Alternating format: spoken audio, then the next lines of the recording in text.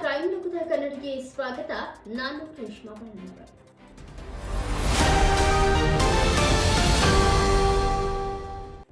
ಹುಬ್ಬಳ್ಳಿ ಗಣೇಶ ವಿಸರ್ಜನೆ ವೇಳೆ ಚಾಕು ಇರಿತ 4 ಆರೋಪಿಗಳ ಬಂಧನ.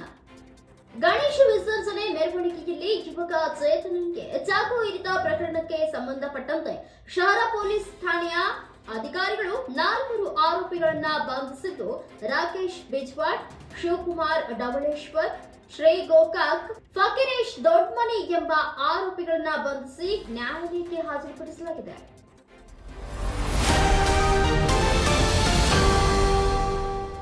ಚಿಕ್ಕಬಳ್ಳಾಪುರ ಹಾಸ್ಟೆಲ್ನಲ್ಲಿ ವಿದ್ಯಾರ್ಥಿ ಆತ್ಮಹತ್ಯೆ.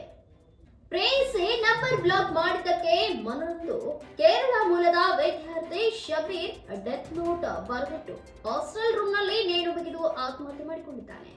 ಪೇರೇಸಂದ್ರ ಪೊಲೀಸರು ಪ್ರಕರಣ ದಾಖಲಿಸಿ ತನಿಖೆ ಮುಂದುವರೆಸಿದ್ದಾರೆ.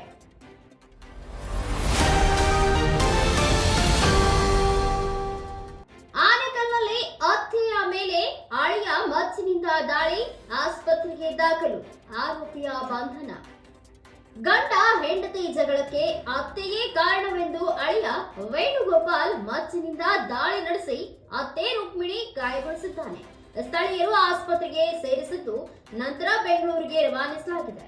ಪ್ರಕರಣ ದಾಖಲಿಸಲಾಗಿದ್ದು ಆನೇಕಲ್ ಪೊಲೀಸರು ಆರೋಪಿಯನ್ನ ಬಂಧಿಸಿದ್ದಾರೆ.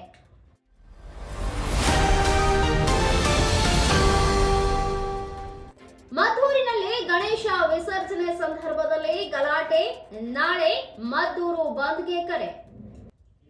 ಗಣೇಶ ಮೆರವಣಿಗೆಯಲ್ಲಿ ಗಲಾಟೆ ನಡೆದಿದೆ. ಕಲ್ಲು ತೂರಾಟ ಮತ್ತು ದೊಣ್ಣೆಯಿಂದ ಹಲ್ಲೆ ನಡೆದಿದ್ದು ಕೆಲವರು ಗಾಯಗೊಂಡಿದ್ದಾರೆ. ಹಿಂದೂ ಸಂಘಟನೆಗಳು ಕಠಿಣ ಕ್ರಮಕ್ಕೆ ಒತ್ತಾಯಿಸಿ ನಾಳೆ ಬಂದ್ಗೆ ಕರೆ ನೀಡಿವೆ. ಪ್ರತಿಭಟನೆ ವೇಳೆ ನೂರಾರು ಮಂದಿ ಬೆಂಗಳೂರು ಮೈಸೂರು ಹೆದ್ದಾರಿಯನ್ನ ತಡೆದು ತಮ್ಮ ಆಕ್ರೋಶವನ್ನು ವ್ಯಕ್ತಪಡಿಸಿದರು.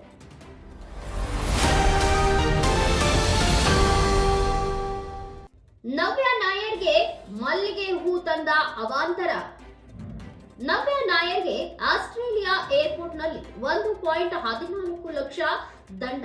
ಕನ್ನಡದ ನಟಿ ನವ್ಯ ನಾರಾಯಣ್ ಓಣಂ ಹಬ್ಬ ಆಚರಣೆಗಾಗಿ ಆಸ್ಟ್ರೇಲಿಯಾದ ಮೆಲ್ಬೋರ್ನ್ಗೆ ತೆರಳಿದಾಗ ಜಾಜಿ ಮಲ್ಲಿಗೆ ಹೂವನ್ನ ಯಾವುದೇ ಮಾಹಿತಿ ನೀಡದೆ ತರುವ ಕಾರಣ 1.14 ಲಕ್ಷ ರೂಪಾಯಿ ದಂಡ ವಿಧಿಸಲಾಗಿದೆ.